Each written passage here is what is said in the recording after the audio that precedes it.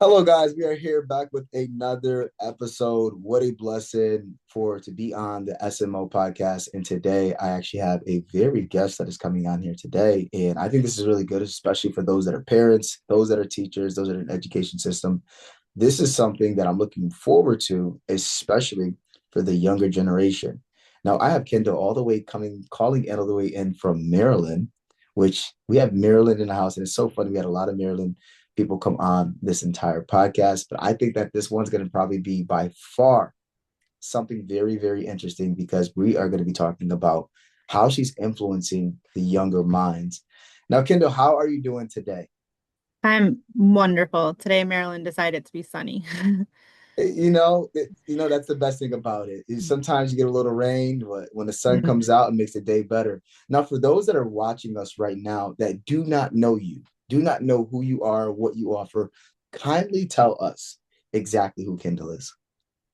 I love my tags now. I am a mental health advocate that turned me into a mother and it turned me into an author.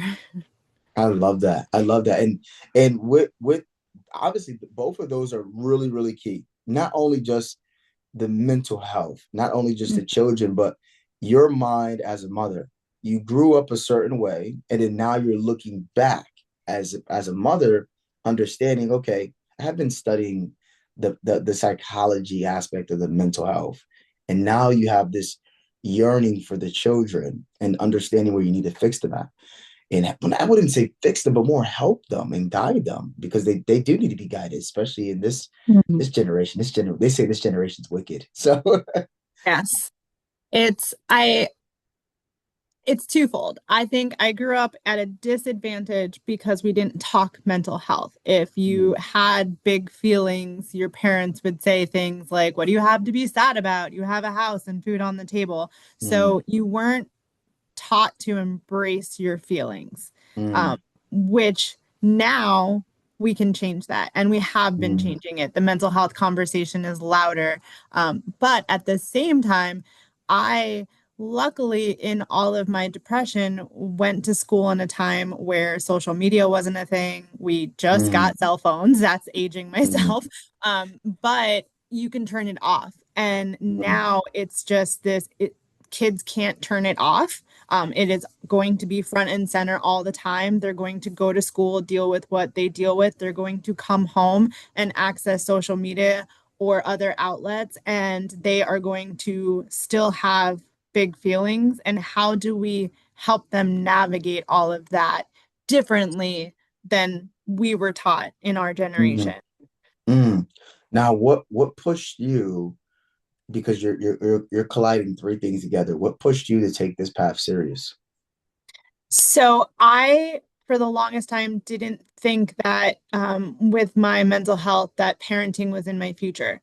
Mm, I was like, don't have those therapy gold stars. I felt really down on myself. And how do you have kids and not worry about passing that negativity in my own mind on? And it took me a while to really reshape how I saw myself and reshape what my strengths were and put them at the forefront. And when I was able to do that through fostering kids and volunteering in small doses, I realized I can do this as a foundational house and break mm, those cycles of my generation. And so I jumped into parenting and we had our first child, and I went through postpartum depression because I was already in depression. But when my daughter's language took off and we were pregnant again, I said, she's not going to know what's going on unless we talk about it. She is going to think mom is struggling with her brother, and that is not the truth. And so we started to develop this language at home about cloudy days. And that is where my author book came from, Mom's Cloud and the Beach Adventure, because it was how to talk about recognizing that someone is going through something and that is okay. It doesn't have to ruin the whole beach day. We can just address it and we can have a day together that just looks different for mom than it does for you. And so my big push was I wanted to take on that hurdle that I knew was my fear in parenting and just kind of hit it head on. And when I was able to do that and it worked at home, I wanted to share it because I didn't Mm, want anyone else to feel like they couldn't become a parent or that they were alone in what they were feeling. mm. I love that. I love that a lot. I guess on that topic, what's something you struggled with that I guess people just wouldn't expect, coming from you? Yeah, a big part of it was I had a few friends who knew what my mental health struggles were. Mm, I have high functioning depression. I'm very extroverted. So when we finally shared, hey, we wrote this book, hey, we're doing this kind of mental health platform, a lot of people were in disbelief. They were like, you can't have depression. And I was like, yes, it looks different. It is not one kind of trope of being stuck in bed under a blanket. Like all of us go out and we struggle in our own way. And so a big piece of it for me was also sharing the awareness part of it looks different for different people. Our struggles are different. I can still be at a party and need help emotionally. And that is where the cloud came from. So it can be sunny out, we can be at the beach. A cloud can be over me and I showed up different. And how do you learn to recognize that when it doesn't look like me walking in moping or anything? There's something behind the smile sometimes. And, we learn to kind of put on that act and it's heavy to have to feel like that. And so that was a big struggle in it. It was sort of convincing people I am depressed and being mm, like, okay, I am. Thank you. mm. Wow. Wow. I feel like those that are watching are just kind of relating right now, in every situation.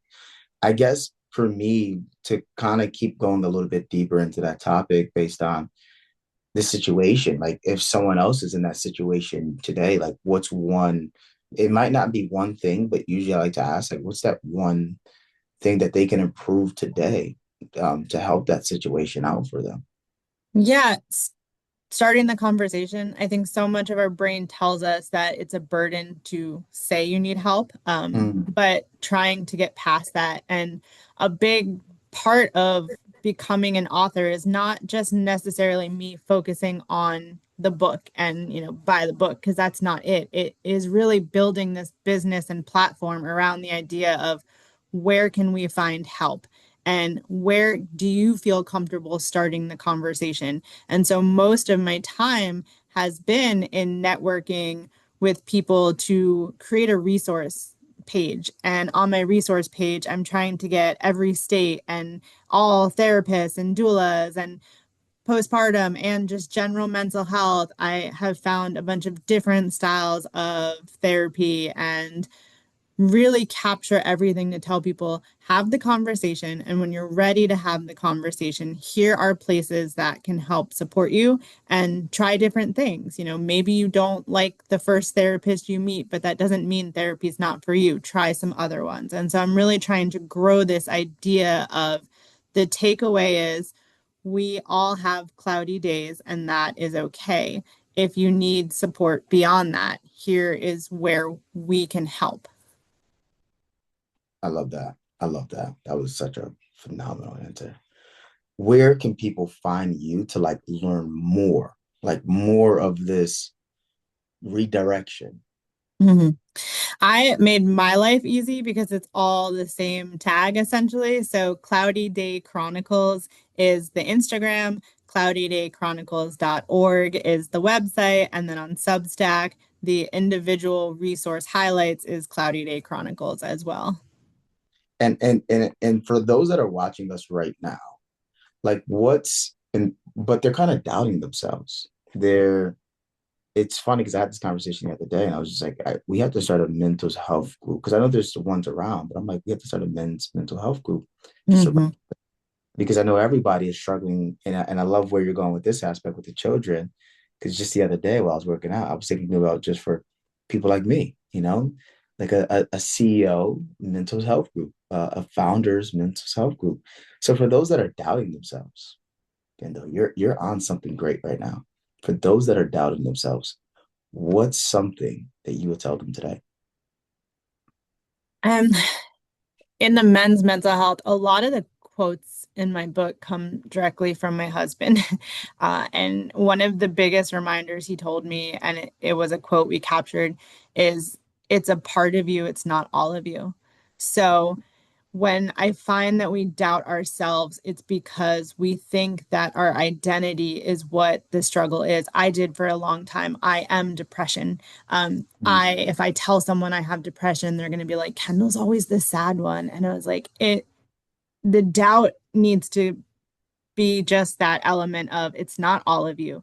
You can have one bad day and a friend can step up for that one bad day. And it doesn't mean that your entire friendship together needs to be them taking care of you, but give them the opportunity to say, I will take care of you on that hard day. And then we'll go have fun when you bounce back. And if you don't bounce Mm, back, we'll just sit together in it. And that is the doubt that I know even myself, some days I can't do it. I can speak to it. I'm not always perfect at this, but I think that's the point too, is just getting comfortable in that element of, mm, with the cloudy day language. It has been a lot easier to just text friends, I have a cloud, and have them ask, do you want to talk about it? And I say, I'm not ready to talk about it, but I need you to know mm, something's going on.